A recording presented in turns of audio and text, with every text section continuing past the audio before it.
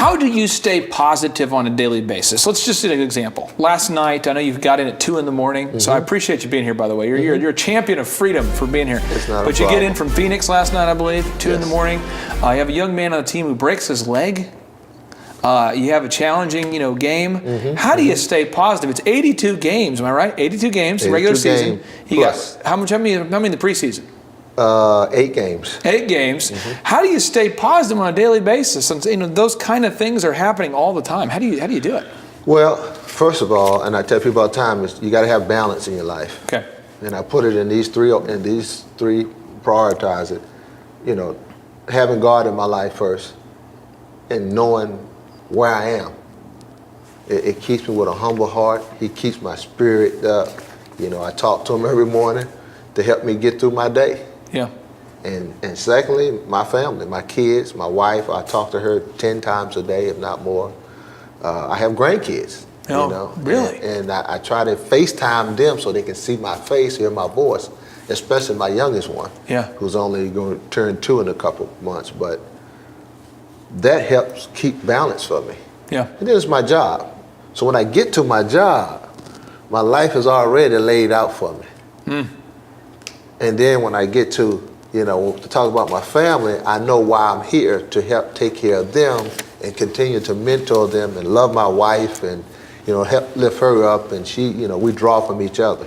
So by the time I get to work, I'm all joy and nothing but smiles, and I pass that on to the young men that I coach every day. Now, in your journey from, as we kind of come full circle here, last question I have here for you. As you come from, the village now to the NBA, a lot of people go from the village to the NBA, from the village to the top of their career, from somewhere to the top, and then they explode. They're like, so when they get to the top, it's like they blow up. It's like the space shuttle that doesn't get into the atmosphere. Here's a line for you. I say it all the time. I said, you must go through the process before you get the product. So a lot of times people, like you said, boom, get the product. Yeah. They ain't been through nothing and have not absorbed that information. Okay. They've seen it, they haven't paid attention to it, they just went through it. Yeah. They didn't learn anything.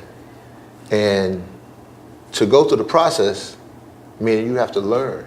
As my mother said, well, you gotta learn to crawl before you can walk. You gotta learn the little steps before you get to the big steps. And so when you get to the big steps, you know how hard it was to crawl. Yeah.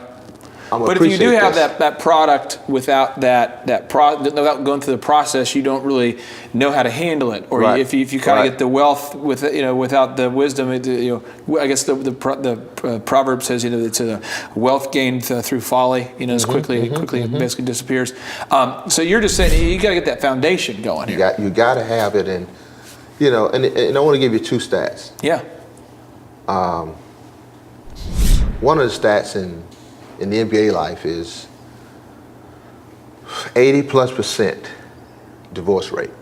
Yeah. 80%. Active/non-active. 80% of divorce rate. Now, you look back and you go, how did all that happen? Y'all had all the fame, all the money, you're stabilized. It's all the things that I'm talking about, foundation. Yeah.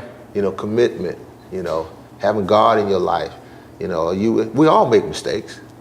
Yeah. I mean, I wasn't perfect, but at the same time, when you make a mistake, are you willing to change?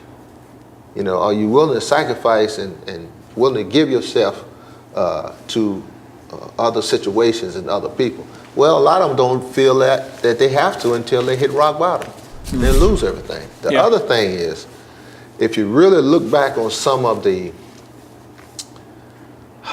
you flash back and watch a lot of the interviews with some of the players, for example, and they talk about, what they're thankful for, God blessed me, with the ability to play, and they go on and on.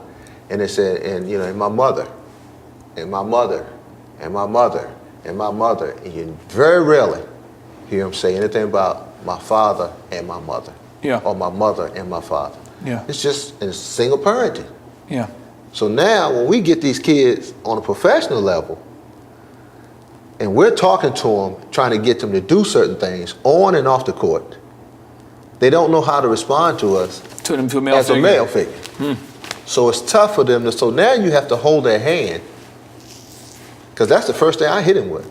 I said, how you doing? I said, how's your mom and dad doing? Well, yeah. My mom, I don't know. My dad is, So now I know how to approach him.